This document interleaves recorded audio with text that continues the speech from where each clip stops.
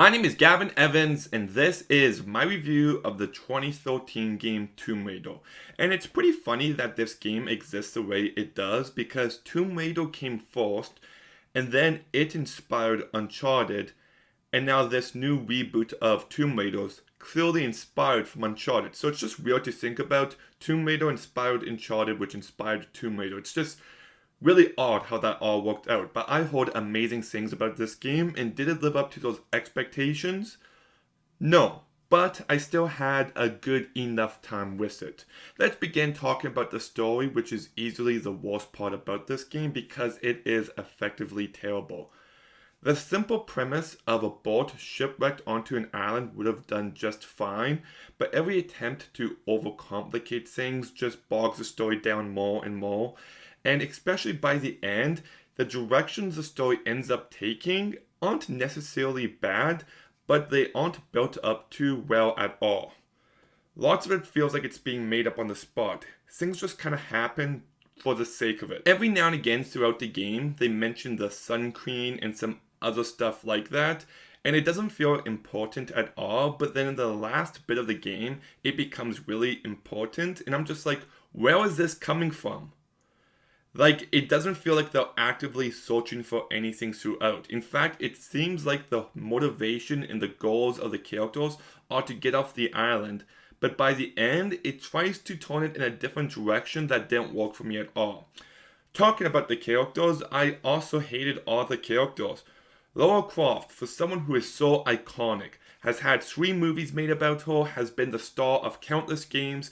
This is my first experience with this character in video game mode, and I have to say that I don't get the appeal. Like, if you take a character like Nathan Drake, there's depth to his character. He's super charismatic, he's super likable, he's funny, but Lara Croft is just none of those things. She is as dull as they come, and she's a Mary Sue. She's perfect. She does nothing wrong. She's capable, she hardly struggles, everyone loves her, and that's just not an interesting character. There's no complexity behind her. So I found her to be really boring.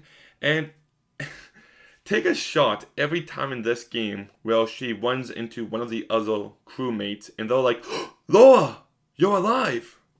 Because it happens so often, and after a while you're just like, okay, this is getting really redundant. The rest of the characters are even worse. They all lack any sort of personality or charisma or just anything that really allows them to stand out. They're as thinly written as possible, and whenever any one of them dies, it just lacks any impact. You don't buy the group dynamic, you don't really believe that these characters all really care for each other, and they're just not well established or developed. Like, we don't get to know them at all before the plot kicks in, so anytime you see them, it just feels like you're temporarily running into some random characters. It doesn't feel like you're reuniting with people that you actually care about. Let's talk about the gameplay now, beginning with the weapons. Now, I will say the best thing about the weapons is that the way they power up throughout the game is absolutely perfect. It feels like a perfect progression of each and every weapon. And I like the range of weapons you've got. You've got the bow and arrow, which is fine. It takes some while getting used to it. It's nowhere near the level of the bow and arrow in Last of Us Part 2, but it's decent. You've got the shotgun, which is great for close range encounters. You've got this machine gun, which can also shoot grenade launchers, which I liked, and you've got this pistol. So you've got a good variety among them all. And I also found it funny because by the last act, the grappling hook you use just ends up feeling exactly like the Batclaw from the Arkham Asylum game, so I thought that was pretty funny. The combat system is very hit or miss. There are some moments where I was having a really fun time playing it. The weapons, like I said, are great. The level layouts are really great, and it's the right level of difficulty. It's not too easy, but it's not too hard either, so it's a perfect level of difficulty. And I also like it how when people are ziplining down towards you, you can shoot them off. I like that. But I have two or three big issues with the combat. The first one is that there's no melee combat. It really holds lots of these action moments back. You can push them out of the way shortly and you can try shooting them afterwards. But if someone gets too close, you're kind of just screwed. And it's just an element that I really found to be missing during these action moments. And I also found it to be way too dark visually in moments. Like to the point where I couldn't see a thing. I couldn't see anyone else that was in the same room as me. I couldn't tell how close or how far away they were. And it got really frustrating in moments.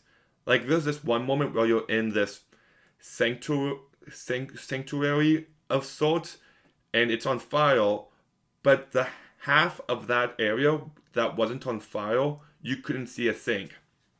So I didn't like that at all. And I also despised the quick time moments in this game. This might be the worst quick time I've ever experienced in a video game. You know, whenever you have to like shake the analog stick left to right, you can't do it with your thumb. You have to like put your hand on it and just go, and that got really annoying. Just the randomness of it really didn't work for me. So I really didn't like the use of the quick time moments. But the other action moments in this game, where you're falling in a cave, where you're running away from a helicopter, are just the best parts of this game. They're thrilling, they're exciting, and they reminded me of Uncharted in the best possible way. Some of the way those moments come about do feel contrived, like when the helicopter crashed, I'm just like, oh, well, that's pretty convenient to make a great action sequence, but it is a great action sequence, so how mad can I be? There's also another moment where you're in this building that caught fire, and you go into the next building, and I guess every building's on fire all of a sudden. You're like, how did we get to that point? But I was having so much fun that it didn't even bother me. I also really liked climbing in this game. The level layout in moments is just fantastic. You can tell a lot of thought went into it.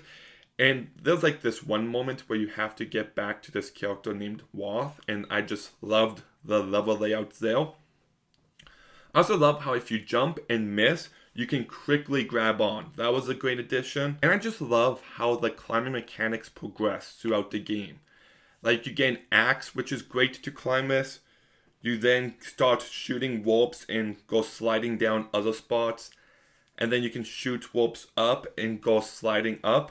And they just find ways to constantly reinvent the game throughout. And I thought that element was really well handled.